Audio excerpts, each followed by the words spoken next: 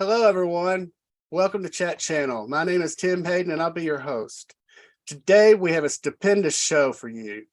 Our guest is the beautiful and legendary Jacklyn Zeman. Jackie has appeared in many shows from The Edge of Night, One Life to Live, The Bay, but she is best known as Bobbie Spencer on the ABC hit show General Hospital. Jackie will be celebrating 45 years on General Hospital in December, and she is a 5-time Emmy Award nominee. Please welcome the brilliant Jacklyn Zeman.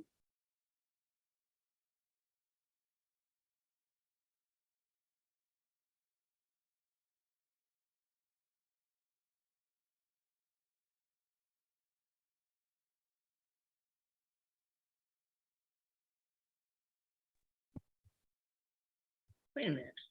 Hello. Hello there.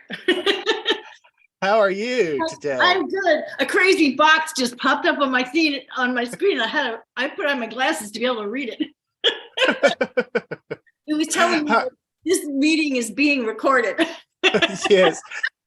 That confuses me too, because when I do it, I'll go do something else first, then I'll click it, and there it is, and I have to. It's like, oh wow, okay. How are you doing today?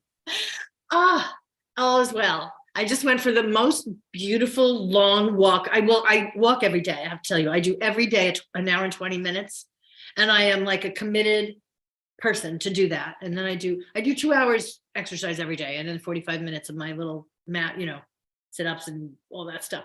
But it's so beautiful. It's like 72 degrees outside. We had a lot of rain, which we had been praying for, because in California we have a water shortage, and literally we're only allowed to water once a week 8 minutes on our sprinklers. I mean, that's how much. And if you go over your water shortage or allowance, they can put a flow restrictor on your water so that you'll get no water to your house until the month is up. Yeah, it's a serious, It's a very, very scary problem. Like literally what we do here now is you turn on your shower and we stick like a watering can or a bucket under the shower while the cold is coming out until it gets warm. And we use that for whatever else we can use a bucket for, so that we don't have to take it out of the faucet. Wow. So I know that sounded random, but today it's absolutely fabulous. We had a lot of wind the last couple of days. We did get some rain last week, so all is well. Thank you for asking, Tim. Well, I'm very jealous. It's a frigid 36 degrees here.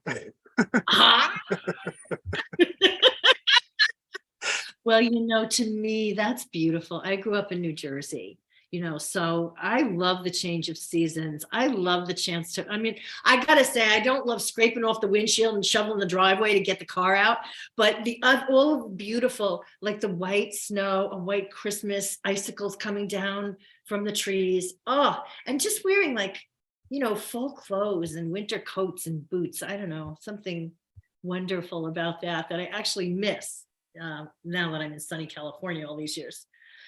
Well, have you seen that meme where it says certain states have all 4 seasons in one day? Kentucky, it's the truth. It's the God's honest truth. Last week, I think it was Wednesday, it was 70 degrees. I had on short sleeve shirt, got up Thursday morning to almost 2 inches of snow. Oh, wow. To me, that's so exciting. But I guess, when you have to make plans to get out, thinking ahead, that would be complicated. Well, that's the earliest. I think that's the earliest we've had snow like that. I mean, it's gone. It was gone the very next day. But yeah, it was just, I guess all that storming and everything down south moved up here. Who knows? That quick, huh? In a day? Wow, that's well, so not normally, but the temperature right now is so, because we're in between fall and winter, so our temperature fluctuates from warm to cold from one day to the next. There you go. Okay. I think there's something wonderful about that, but I also get the inconvenience of it. It's like, we don't get much rain here, but when you're like, if you're going to London, England, or someplace where it rains a lot, or even New York, and you're like, for women, we have bad hair days because our hair gets wet and it freezes, or you're walking along like with your best shoes on, trying to go to a meeting, and then a car goes, and the water just sprays all over you from the so I remember all that. Yes, for sure. There's something nice about being 72 or 75 every day and no rain. Yeah. Yes. But I do. I like our winters. I don't, I know out California's winter, it's still sunny there when it's winter. Yeah, it is. Actually, they just invited me to be in the Christmas parade, which they always shoot it. You shoot it in Hollywood. And over the years, I've been in the Christmas parade a lot of times, mostly when my daughters were younger, because you go and the way they do it, they used to have it at the Roosevelt Hotel, the pre-party, and everybody comes and piles in. Now it's at a different location, but you go. So I was invited to be in the GH Legends car. You sit in the car and wave to people. But I love it because now that the COVID shutdown and all of that is over. I'm not suggesting that COVID is completely over, because obviously it's not, but people will come. I think they feel comfortable. And it's so much fun because you see in-person people, get to wave and talk, and we do these little interviews, and everybody, I don't know, everybody just has a beautiful, beautiful holiday spirit feeling. And you shoot the Christmas parade. It's always on Thanksgiving weekend. It's on the Sunday of Thanksgiving weekend. So anybody who's in the California area, if you can get yourselves over like to the Hollywood Boulevard area on Sunday of Thanksgiving weekend, we can all see and wave and have fun. And I'm sure it's going to be absolutely wonderful this year, because last couple of years, we couldn't do it. That sounds like a blast. It really does. It is. Yeah, it's really nice. I'm looking forward to it. Speaking of your daughters, how are they doing? Oh, thank you for asking. My girls are great. As a matter of fact, I go over and today is Kennedy, my 3-year-old granddaughter. It's her ballet day on Thursdays, and Decker, nice. who's 8 months, her little brother, stays home. So I'm going over there this afternoon, and I have a car seat in my car. So I don't know whether my daughter Cassidy will say take Kennedy to ballet or stay and watch Decker. But either way, I'm going to be a happy Grammy. Get the kid time. Get the kid time. Yeah, get the kid time is right. Well, I guess I'll get down to it. I've got a question or a fact I found out. Did you really graduate at age 15? Yeah. Wow. I did. Well, I had skipped I graduated though with a GED. I had to take the test to actually get the credits to go to college. Yeah, I did. In those days, now what they have in the schools for kids that are like students, bookworm, nerdy students like I was, they have these special like college pre-courses in high school, where in the last couple of years of high school, you can take some beginning college classes, which is great. They didn't have that, a million years ago when I was in high school, but they did have independent study programs. So because I liked to read a lot, they give us the book for the year, the textbook for the year, and I would read it like the first, couple of weeks or the first month. And then one time I said, I'm ready for the next book. And they said, that is the book for the year. And I'm like, well, I already read it. So is there another book? So they put me on an independent study program, which, I'm not suggesting that I was that far brilliant or advanced. I just liked to read, you know what I mean? And because obviously I'm a soap actress, so I have a good memory for short-term memory. Once I read it, I can remember it. So that served me really well. And I took all the courses, but in order to graduate, here's the crazy thing. The reason why I wanted to leave at 15 was because I got a scholarship to NYU, a dance scholarship, but I had to take the GED because they said it's a rule. You had to have 4 years of gym. And I said, yeah, but I'm a dancer. I'm training to be a dancer. I don't need, no. So I had to take the GED to get my high school degree to be able to take the college scholarship to go to NYU. So there you go. As rules are rules. I'm a rules girl. I get it. That's just crazy though, because you could get hurt during gym when you're being a dancer. That affects, would affect that. That's just crazy. I did in those days. Knee pads. I remember one time we were rehearsing a thing for a show, and I had forgotten my knee pads, or one of my knee pads fell out of my dance bag, and I couldn't find it. And I had this thing where I had to run and slide across the floor on my knees. And I did it in rehearsal without a knee pad on one knee. And I learned never do that again. Because when you say about getting it, that hurt. I mean, I saw stars. It hurt. I had one knee pad on one knee and not on the other knee. And that was like really stupid. But when you're that young, it's like jumping off a cliff every time. You just do it. So yep. I learned my lesson. Bounce back quicker back then, though. Yeah. Yeah, there you go. Then life was so different.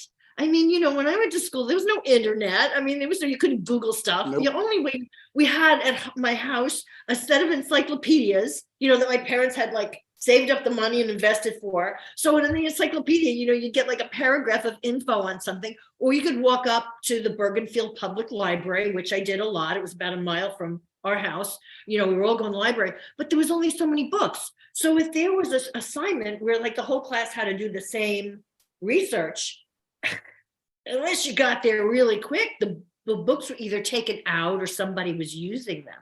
So it was a really different world and a really different time. It was harder to get information. You had to really want it more, and you learned you have to retain it, because it was, once you like gave up the book and somebody else had it, you couldn't go back and go, oh, what was that thing I read that I want to say it, but I couldn't get it right. So you'd have to take extensive notes. If there was quotes, you had to like write them down, with a pencil or a pen on a piece of paper, so that you'd get it right later. Yes, for sure. Tim, I'm like that this day. Like kids will come in for blocking, like on whatever I'm shooting, if it's GH or the Bay or whatever show I'm working on, and they read their lines on an iPhone. I mean, first of all, I can't even see my iPhone without my glasses, but they read their lines on an iPhone. They don't write down their blocking. So I'm old school. Well, I learned you write a script, you underline your lines, or you yellow highlight them out, and you write your blocking. And in soap operas, everything's like a ECU or a close up, a far out, a 2-shot. I would write even sometimes where the camera is, because the director will say, okay, your shot's over there. And we don't have tally lights anymore.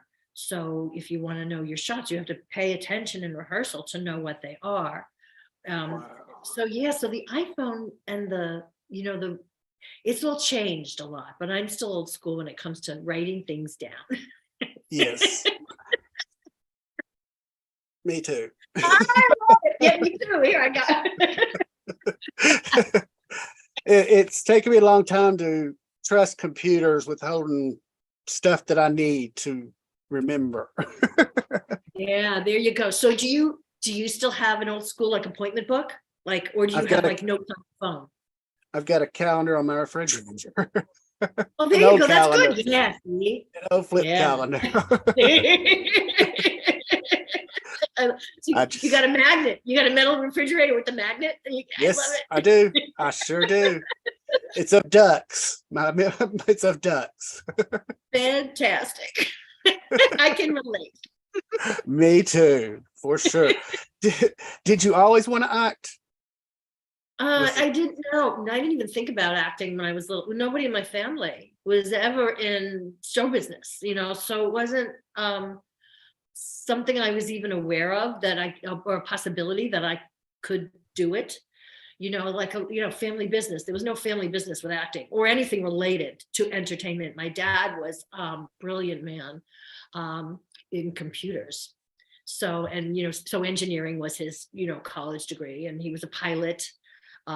He had a Harley, motorcycle that he rode around, and we had not big boats, because we didn't, not crazy, but we had a small sailboat, we had a small speedboat, so we all learned to sail, and we learned to water ski when we were little, and we had a pool. When I was a little kid, we had a little pool in the back, and then my parents, when we got a little older, put in a big pool with a diving board, so we could all swim. And in those days, the swimming pools had deep ends, so you could actually dive in the pool. It was like really fun. And of course, in New Jersey, you could only really use it 3 months a year. It wasn't heated, it didn't have a heater. Mm-hmm. So you could only use it like June, July, and August. But we were very fortunate to have that pool, because it, became a strong swimmer because of that. And just, loved getting out to do things. So wait a minute, but originally I just went real random on that. Started. No, you're fine. You're fine. Just talking about when you wanted to act, when you figured out acting was your path. Oh, yeah. So the acting thing, I used to love to dance, and I used to dance around the living room. I love, music. And that was just one of my favorite things to do. And when I grew up in Bergenfield, New Jersey, they used to have block parties, like once a week on the Fridays in the summer, and like a local band would come, and you'd get to dance. We'd all put on like our best outfit. And, when you're like a young teenager, we used to trade clothes, the girls, like when we were like 12, 13, 14, 15, we didn't have like walk-in closet, extensive wardrobes, but we would trade clothes. We'd go, okay, you can wear this, and the next time, so we trade. So we always had like a cool, fun outfit on, and we had our like white, Beetle boots on and our little hats. Like we love to get dressed up. So I guess there was a part of me that liked all that, the excitement of putting on the outfit and getting ready. And I used to put on little shows in the neighborhood, in the driveway, somebody's house. We'd get like a radio or a record player, and I would teach them little songs and dances. And I was like the director, choreographer, producer. And I'd get all the neighborhood kids, and we'd put on a show for the parents to come. And we used to have block parties.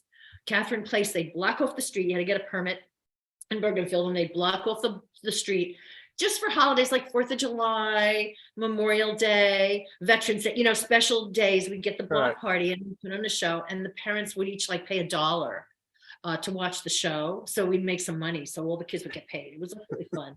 And we had costumes because I was a dancer and I was in all the dance recitals. I had a lot of costumes, or I'd borrow them from friends. And so we'd have costumes too.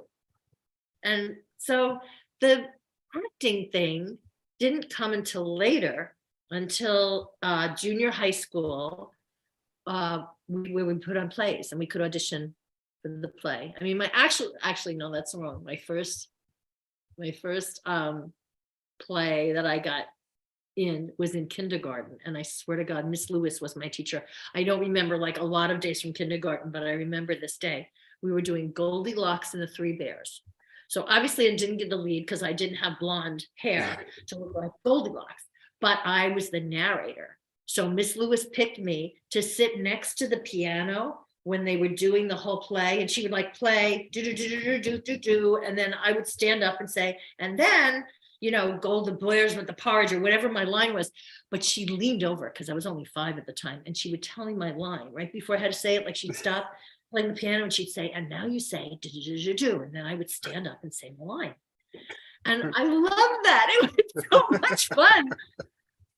I never really liked to be the center of attraction. I'm not a diva person. Red carpet things, I do them because I feel that it's important to do them to promote whatever I'm in, but it's not really my favorite thing to do. Quite frankly, I'm more of a one-on-one person. Like I like that you and I are here are talking, or when I go out to meet fans or friends or people watch the show, I like the one-on-one when I get to hug somebody or shake somebody's hand and talk to that person. So anyway, then I didn't think about acting for years, but then we had a really, really strong drama department in Bergenfield High. It was a public school I went to. We had a really good school system. And Martin Winkler was the head of the drama department.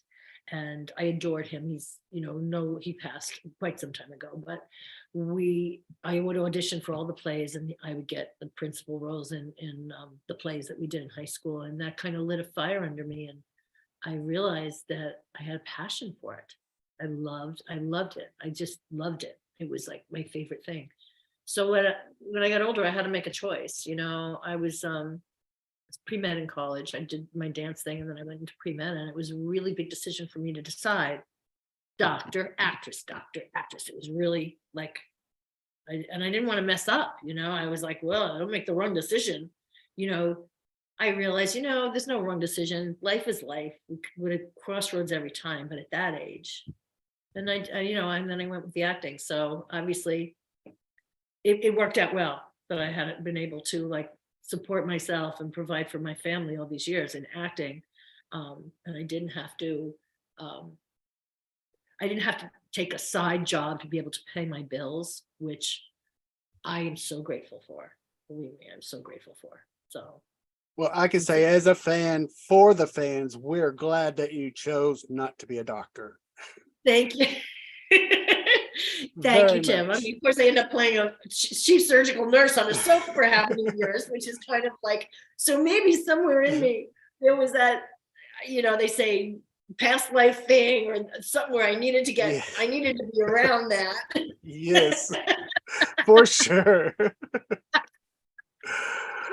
Well, at least you knew the medical part of it when you went into your role. Or part of that's right. And it's all good. Well, you've performed in off-Broadway and community productions, including Come Blow Your Horn, Barefoot in the Park, and The Boyfriend. What Yeah. was that like doing stage work? I mean, I loved it. I always loved it. I mean, the plays over the years, um, because it's live. The thing is, I guess that's what, having done that and being in all the high school plays and then doing the community theater prepared me for soap opera land. And even like, GH, the One Life to Live, and then the Bay, which also it's an indie drama, it's not a soap, but we shoot fast and quick. Right. Yes, we have coverage when we shoot the Bay. We have like 2 cameras usually, so we get it quicker. But we do the master. We do several takes, and then it all gets edited together. But it's still fast. It's not like some films, they go and they shoot a page a day, a page and a half a day, and I would be so bored. I mean, because when you work on those, unless you're like the one lead and you're in every scene and it's all about you, you're sitting in your trailer most of the time waiting for them to call you. Trying to stay neat and messy, especially for women. You can't mess up your hair, you can't mess up your makeup, you can't really do anything, because like when they come and knock on your door and they go 5 minutes, you got to be ready to go. So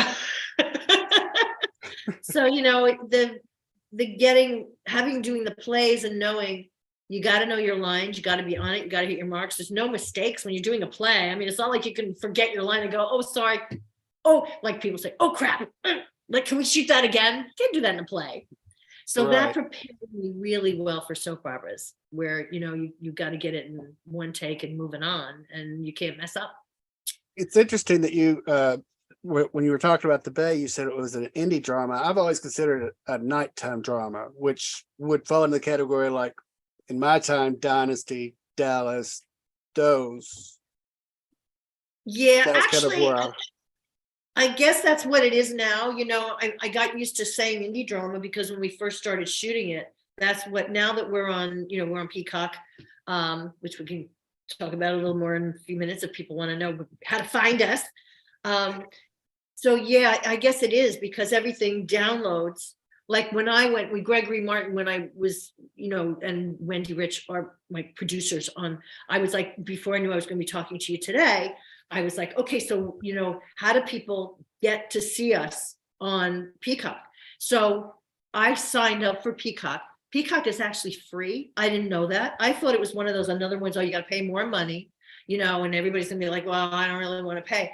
No, it's free. You just go in. I mean, I think they have something where you can pay, I don't know what there's that different is, but tiers. There's different tiers, right? Maybe no commercials, or maybe right. extra stuff.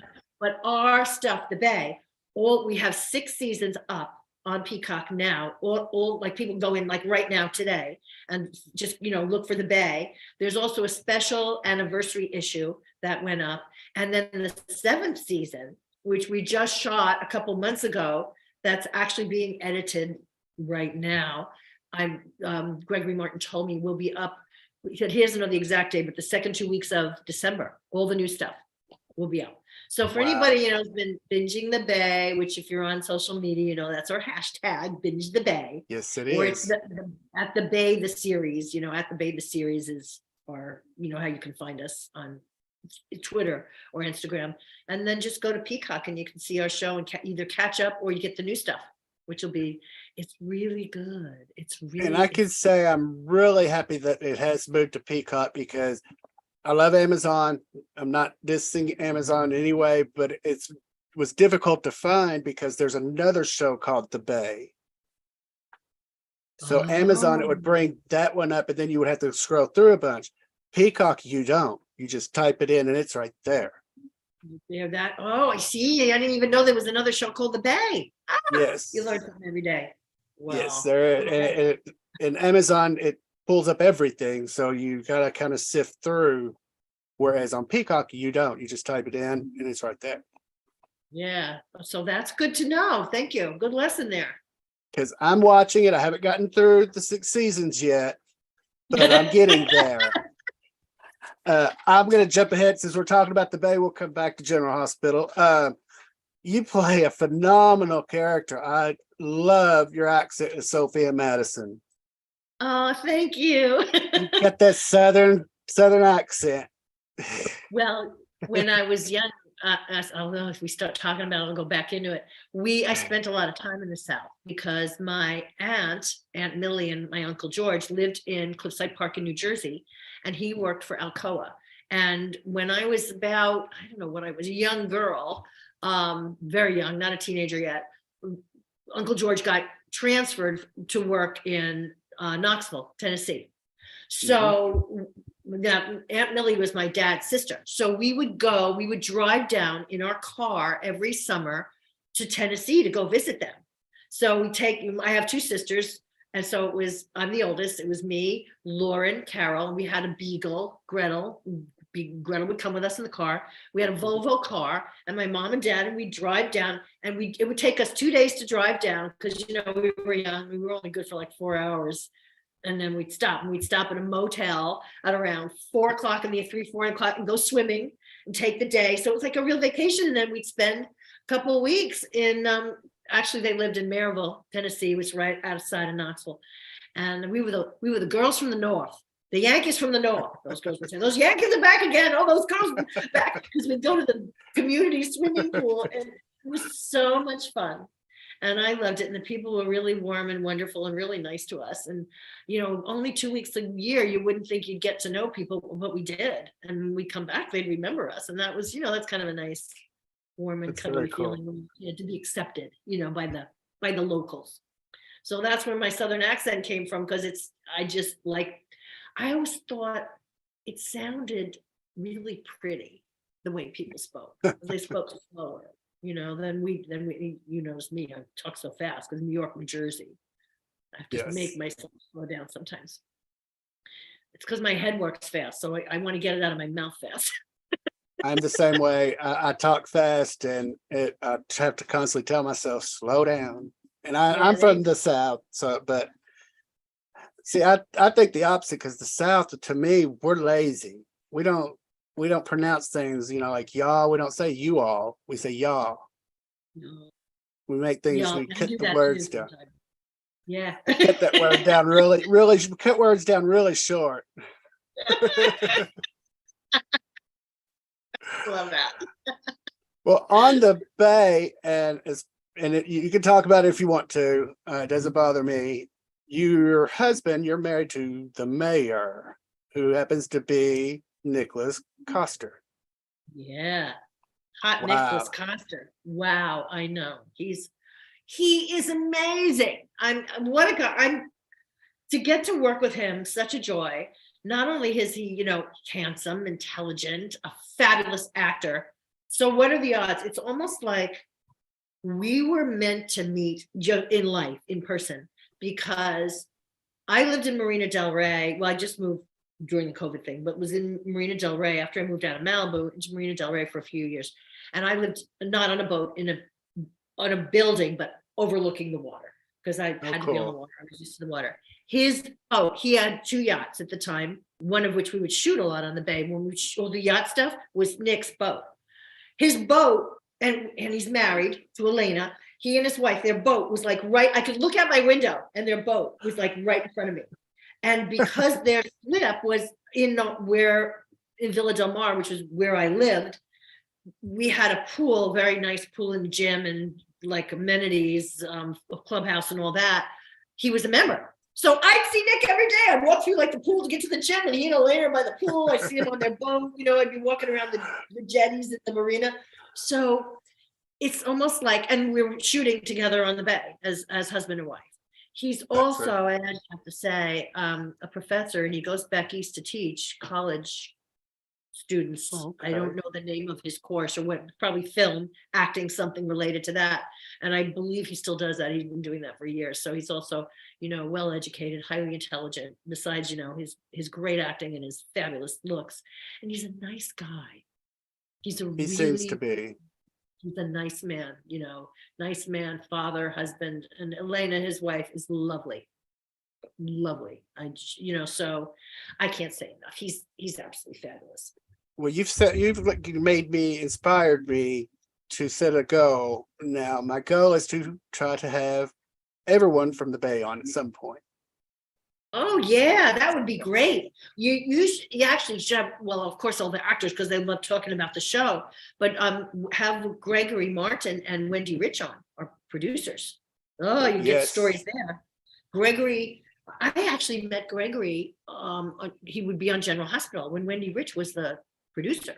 That's how I met Right. him. I met him Okay. before. And I didn't know him well, but I just knew him from the set because he's on, and he has like a real sparkly, strong energy to him, very positive, works.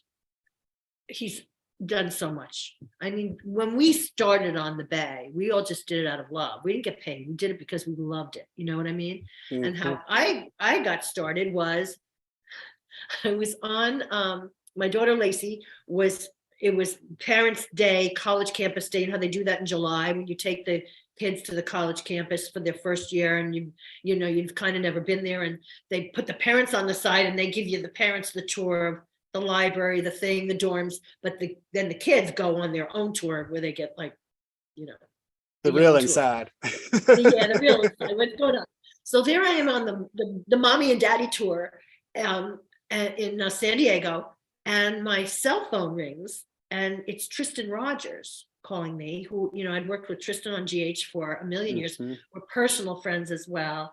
Teresa, his wife, and I are friends. I mean, we used to go to their house in Palm Springs for Easter, and the kids would look for eggs, like real close personal friends, as well as set buddies.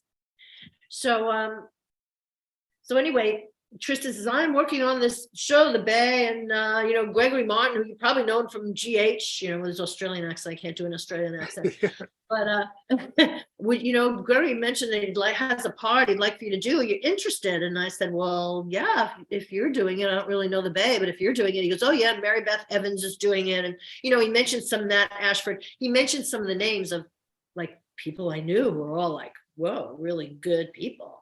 And I thought, that's going to be like being in rep. That's going to be like doing a play, keeping the acting chops going, but not having to like drive in town and show up for theater every Thursday, Friday, Saturday, Sunday night after working 20 hours a day on a set. So I was like, yeah, I love that. So Gregory and I talked on the phone. We hit it off. I mean, I knew once we talked, oh, that was that Gregory that I met from GH. And he offered me the role of Sophia Madison. And of course, I was like, wow, okay, I'll take it. So that's how it started. And then we did the first, I don't know, however many, 6 seasons I go. Actually, Wendy Rich was our executive producer on General Hospital for 10 years, whom I adore. Not only is she, a brilliant producer, she is so smart. She is so kind. She has such a big heart. The show won multiple Emmys when she was producing, because it was just, and these were not the days where there was like 3 shows on the air, so somebody had to win. There was a lot of shows on the air. Winning an Emmy was like really hard to do at that time. She's got like a parade happening on her mantle. Wow. Gregory does too, actually. So when you get 2 brilliant people together. She came on board on the Bay a few years ago, and so my God, look what we have. Look at our team. Look at our people. And that's why, I feel really good about saying to people, you got to watch. It's so freaking good. It's really, really good. Because the people who are ready know what they're doing. You do need to watch it. It's not like a soap opera. And as a fan, it is probably one of the best casts that you could have, because you bring people from all different soaps, and, for a fan to see these people coming together from different soaps for the first time, it's an awesome experience. It is. It's really fun. And I have to say, I love working with Nick Coster, but he, like about 3 years ago, moved on from the Bay. He works all the time. He was traveling. I know he had to go to Europe to do something that he got hired to do, and he was like overseas shooting. So now my husband on the Bay, and they didn't want to kill off the character because he had created such a great character, with Jack Madison. So John Aprea is now playing the part. And John Aprea, for those of you who, if you Google John Aprea, I mean, he's like a movie star. He calls Robert De Niro Bobbie. You know what I mean? He's got great stories. Wow. Right. shooting.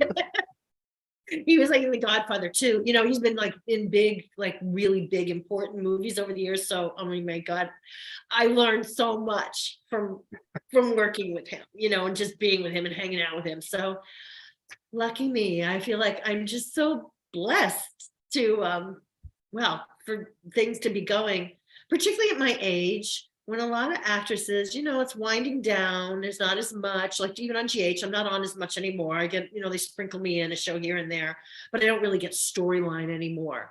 I still love to do it because I love my GH family. I feel like the people watching, I've known them for years, but on the Bay, they write for me, you know, and I get story and I get scenes that are like exciting to do.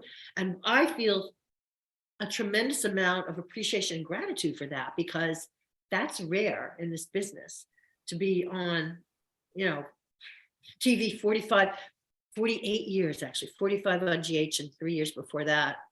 And then the Bay, my whole adult life, I've been on TV, you know, and the fact that I still work and I can still remember the lines. Right. Now, is the People Bay say, I remember those lines. Lucky girl. better than I am? Now, the Bay, is it? It's a muscle. People say, how do you remember all those? Like, it's short-term memory. You know, it's, I remember them, I learn them, and even if it's a lot, but then if you asked me 3 days later, oh, we got to reshoot a scene, I'd have to learn them again because they're gone. Right. Yeah, I can't imagine trying to store all of that in your mind. I know some actors who are able to say, oh, I got this line from such and such movie 20 years ago. It's like, oh my God, you remember it word for word. Now, Well, is it the depends Bay? on the writing. Yeah, I could do like a certain Shakespeare plays that I did, like I was Robin Goodfellow, you know, and the Midsummer Night's Dream, Puck. I could, if we shadows have offended, think but this and all is mended. I could say mine. I could do Juliet. That which you call a rose by any other name would smell as sweet. So Romeo would, were he not Romeo cold, retain that dear perfection. You know what I mean? Certain things that I've played, but those are great writing, and I was like a sponge when I learned them because I was young. Right. But you know, when you're learning like 20, 30, 40 pages to show up for a shoot, in and out and moving on. Well, with the Bay, is it shot on a set or is it shot on location? It looks like it's shot on locations, like in rooms or in a house that doesn't have openings. Yeah, actually, well, it's shot some overseas. I have not done the overseas. Some in Amsterdam, some in Puerto Rico. I don't know, multiple locations. My stuff has been mostly here in LA, and yes, LA, or we'll shoot on the beaches, like in, you know, Newport Beach, that area, Dana Point. So sometimes it's a 2-hour drive, you know, most of them are within 2-3 hours of where we shoot. But the hospital stuff, which we just shot a lot of stuff recently, and because of the COVID rules of the last few years, we'd shoot a lot up at a ranch up towards Santa Barbara, which is about an hour and a half drive from LA, 2-hour drive. And because when we had the COVID rules, once you got on the ranch, you didn't leave. Like all of your scenes for the season would be shot and then you would go. So we felt safe, you know, all working Right. together. For sure. Then we also have a hospital. One of our producers owns a hospital, and it's about an hour's drive from where I live. So there's a wing in this hospital that it's a working hospital. Like there's everybody there, but there's a special wing that they don't use for patients anymore. It's just for shooting. So you probably a lot of movies that you've seen and a lot of TV shows that you've seen are shot in this hospital because they just have, it's a whole wing. They got all the rooms, they have equipment, the rooms have it's, you know, just like it used to be in the hospital. It's just like not used for that anymore. And then the COVID testing is every day down in the basement. So you go to the hospital, you go down, you get your COVID test before you can even walk into the hallway where we do the shooting. So it's great. I guess that's good in case you hurt yourself, huh? Well, there you go. Right there. But for me, it's like another, I'm like, you know, me with the medical acting back in a hospital, you know, I just. Well, I I think want in a to. past life, I was a doctor or a nurse or something to do with that, or in a next life, I will be. I'm not sure, but I'm I kind of think in you the middle have right now, been. sort of. Yeah. Well, I want everybody to remember the first 6 seasons of The Bay are now on Peacock. Season 7 will be airing on digital everywhere mid-December and on Peacock. So I'm going to jump up to probably your best known role as Bobbie Spencer. Mm. Bobby. Bobbie She's quite a Spencer, Brock, Meyer, Jones, Cassadine, almost Jack Spencer. And in addition to that, the ones I didn't marry were, Noah Drake, played by Rick Springfield, Scotty Baldwin, played by Ken Schreiner. And I could go on, but I won't. well. You're just rolling out the names. Are you in a competition with Susan Lucci's character? There you go. She's got Both like of our 30 characters, names. yeah, both our characters like to be married. So do you remember your audition for General Hospital? I never auditioned. I was so Didn't? lucky me. Again, I was just offered the role. But I kind of had to get approved. So it wasn't like I didn't audition like with a test with the lines. But Right. I was on One Life to Live in New York. Hmm. It was my first soap opera. I was on there for 2.5 years. And then they were killing off the character. And I knew, my time had come to an end. That's another story in itself. And Right. I was at my fiance, who I wasn't yet married to, was Murray the Kaufman in New York. And we had been together for a long time. And he was special consultant for Beatlemania on Broadway. So I'm at this Beatlemania show one night watching the show. And little did I know, I'm obviously in a house seat, a good seat. Right next to me is a man, very nice. We start talking and and it turns out it's Fred Silverman, who was director of programming at ABC in those days, who kind of decided, he was like God at ABC, decided everything that was going on the air, buying it, Right. not buying it, in, out, on, off, and actors and stars and everybody got approved by him, before they slot you into something or hire you. So he was a big deal. And I didn't, know he was. I talked to everybody. I mean, I'm not nicer to somebody because they're famous or powerful. I'm just like people. It doesn't matter to me what kind of job they have or how much money they make. But we started talking and we're laughing. And he looks at me and goes, "Oh, you're an actress." I'm like, "Yeah." And he goes, "Hey, you're pretty funny. Would you like to be on a sitcom?" And I start laughing. I'm like, "Well, not really. I like this drama. I'm on this soap opera right now and I really like it, but they're killing me off." Well, then the next day I get a phone call from Jackie Smith, not Jacklyn Smith, the actress from Charlie's Angel, but Jackie Smith, who was head of daytime programming at ABC. And she says to me, "So we've been trying to cast a part on General Hospital. I'm aware that you're going to be off of One Night to Live in the next 2 weeks. And we've been trying to cast this part on GH, and I kind of got the word, would you, be interested, that Murray's got to go. Beatlemania was opening in California. So I knew we had to move out. We were going to move out to Beverly Hills, and it was opening at the theater out there. So I knew I was going to be out there for a while because it was a successful show. I knew it would have a nice long run.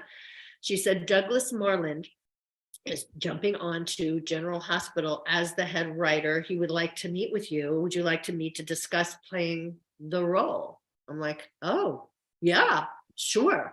So Douglas Marland, who is like an icon writer in soap operas. I mean, he's like a legend. Was then, is now. I mean, he's passed since, but he's like, when you name, like, anybody who knows soaps knows Douglas Marland. It's like, wow. Right. So Yeah. Doug lived at the time like upstate. He had lived in this like big beautiful mansion, and he was very successful. He drives all the way into the city and he comes to my apartment, and we're sitting like on the floor. I had this lavender apartment in New York. It was really pretty. It was decorated. I like to decorate my places, and it had a beautiful view, but I had like a lot of like cushions on the floor, and it was like very sexy fun. He's sitting on the floor with me for like 4 hours on an afternoon. Wow. I thought he'd give me maybe 15 minutes, switch me in between like a lunch and another meeting. no, 4 hours. We laughed, we talked, and I thought, well, I thought it went well, but you never know. I thought, well, after 4 hours, and of course, then the phone rings, later that day, and it's Jackie Smith. She said, well, he's offering you the role. If you want to do Bobbie Spencer, it's yours. And I'm like, whoa, if of course I do. Of course I do.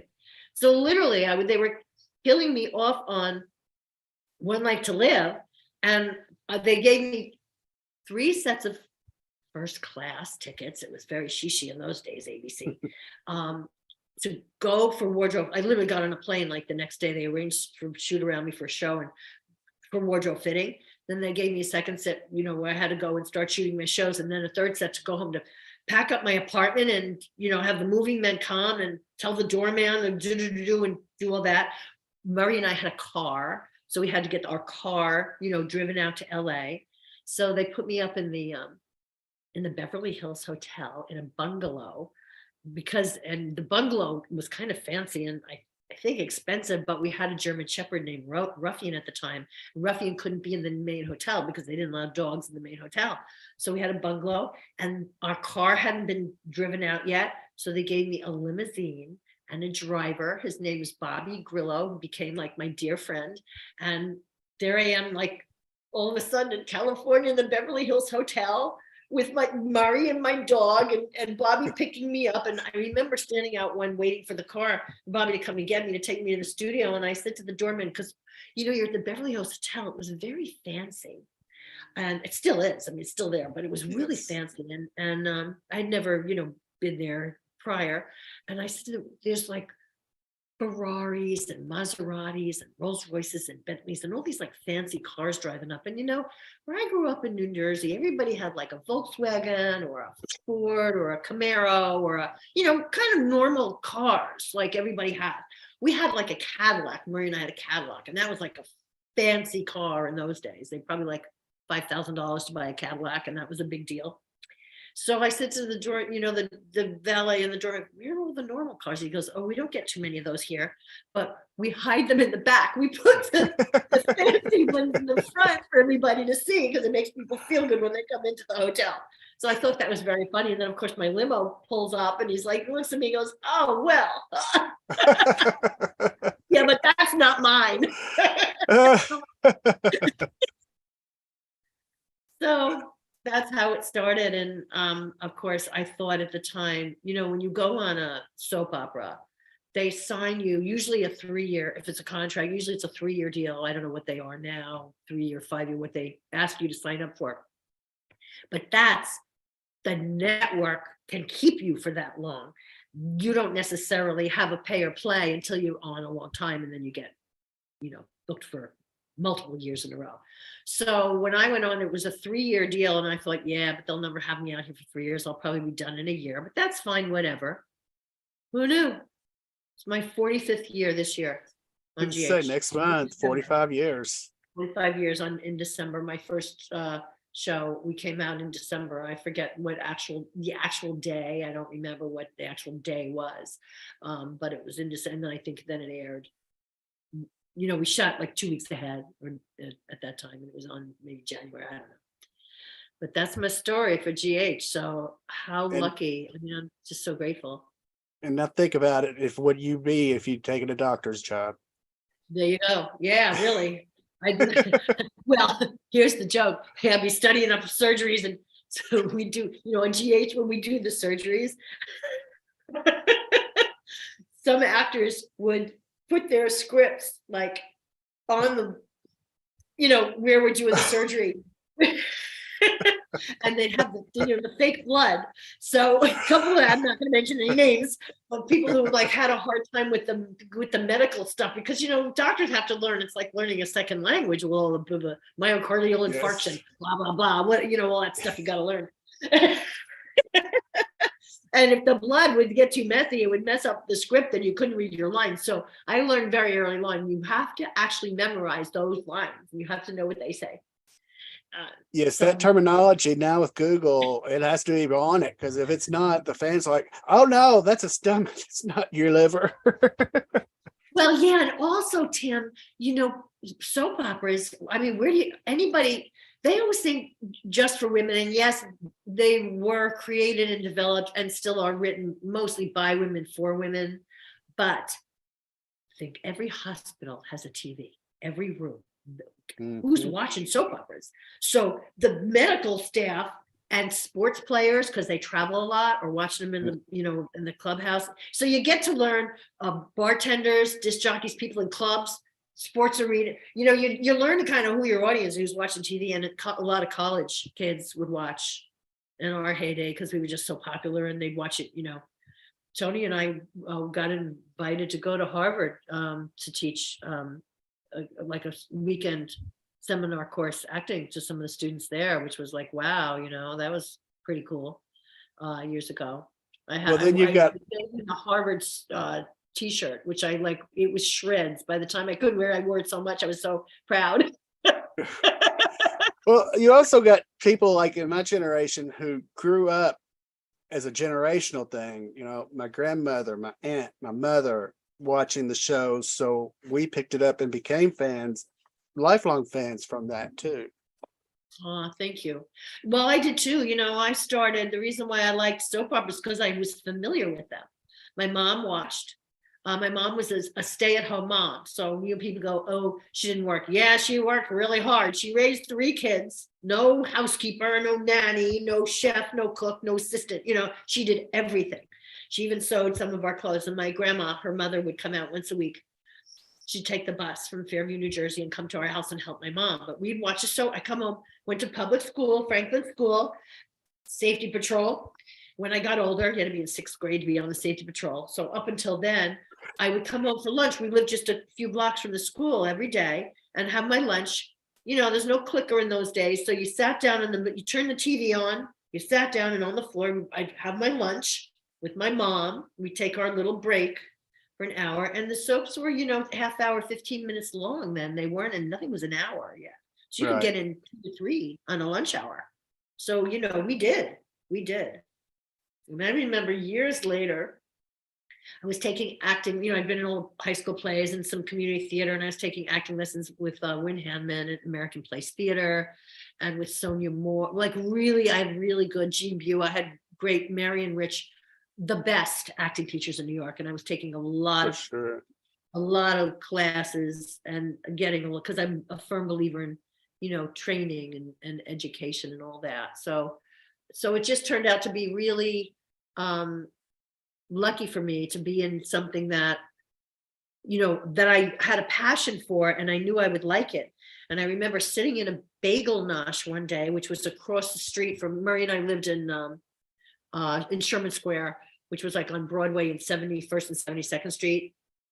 Actually 2 blocks from John Lennon and Yoko, who Murray was friends with. So I know that sounds like I'm name dropping, but I'm at the time, just because they were there in the Dakota, that was like a really great neighborhood to be in, because a lot of people that lived in our neighborhood were in the arts. Jameson Parker, who I worked with on One Life to Live, who later went on to do Simon and Simon, and his wife, Bonnie Parker, to this day is a friend of mine, lived a block away from us. So I had a lot of friends in that area.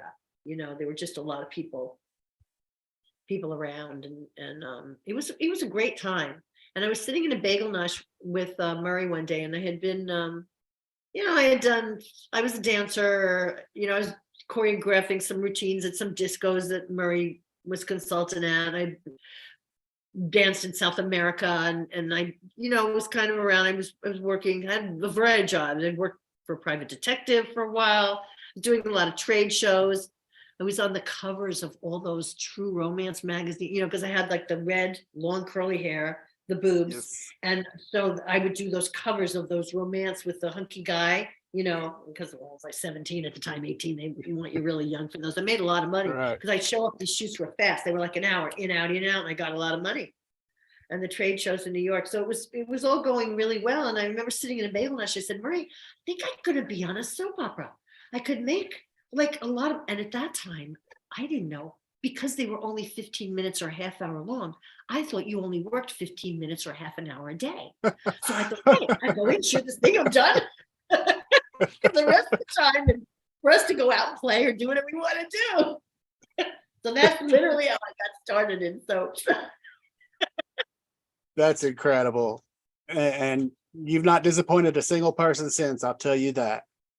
Oh, thank you, Tim.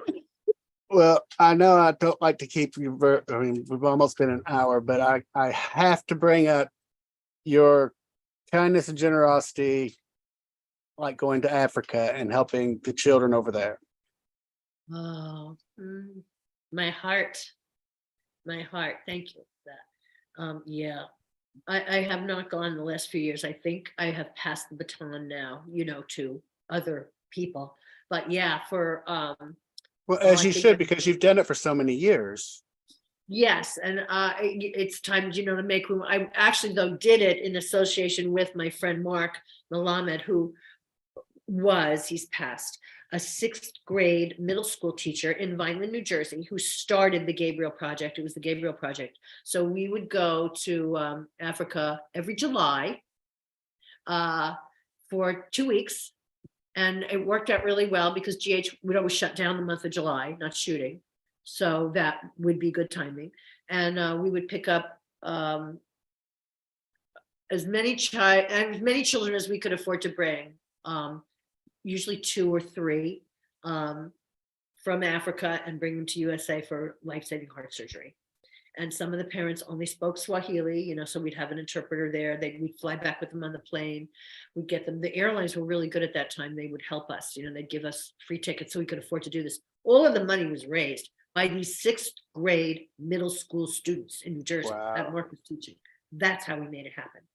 And so Mark was able to have these bowl-a-thons, and I met him because he had a readathon. He said, send me a letter once saying, hey, will you sponsor a kid or 2 of my students? And when you're on TV, you get a lot of letters from people who need money, or who think, because you're on TV, you have a lot of money and maybe, you can help them out. And normally that's a complicated situation because it's complicated. But when I read Mark's letter, I just wanted to do that because I just thought, wow, these are 6th grade kids and look what they're doing, So I did. I sponsored, I think, 1 or 2 students, and it was so great. And that's how we met. And then I started, working with him, going every year. And because I was on GH so much, we got lucky because the wives of the ambassadors to Africa knew for me from being on GH. So when we'd go to the clinics or the hospitals there. We kind of get on the top of the list if we needed to get an appointment or get in and talk. So between Mark and me, we were a really good team. Well, yeah, I mean, and really well. Yeah, we helped a lot of kids.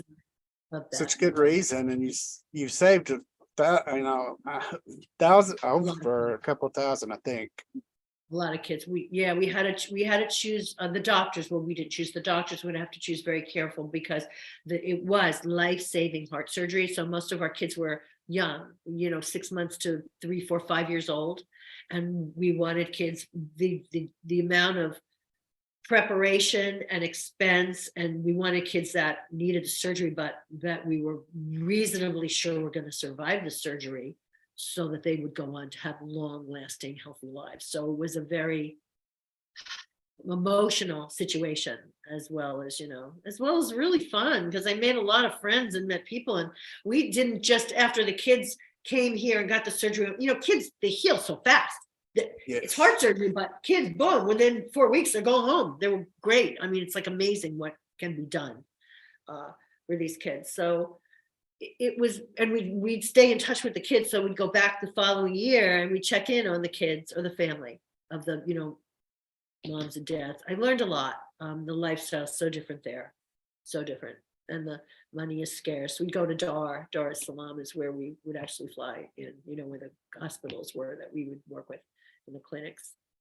So yeah, that was, thank you for asking me about that. I'm welling up because it's very emotional to me. It's happy. Well, who knows? One of those kids or several of them may go on to be something to change the world, to change their community, a doctor, senator, president, even.